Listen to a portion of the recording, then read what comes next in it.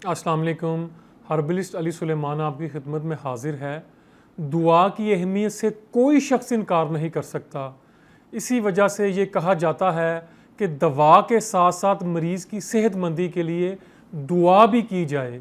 इस हवाले से हज़रत अब्दुल्ला बिन मसूद का एक वाक़या बताता हूँ, जिसमें वो अपनी अहलिया से कहते हैं कि आँख में ठंडा पानी डालकर अल्लाह से शिफा की दुआ करो, क्योंकि यही तरीका पैगंबर सल्लल्लाहु अलैहि वसल्लम का था। आप सल्लल्लाहु अलैहि वसल्लम अल्लाह ताला कुरान मजीद में इरशाद फरमाता है कि जिसका तर्जमा ये है कि जब मैं बीमार होता हूँ तो वही अल्लाह मुझे शिफा देता है, लिहाजा शिफा मिन जानिब अल्लाह है। इसलिए खुदा के हुजूर दुआ करनी चाहिए कि वो हमें शिफाए कुल्ली अता फ़रमाए। किसी भी बीमारी की सूरत में दवा पर भी तवज्जो देनी चाहिए। दवा के साथ साथ सेहतमंदी के लिए दुआ भी ज़रूर कीजिए। अपना ख्याल रखिए और मुझे ज़रूर दुआओं में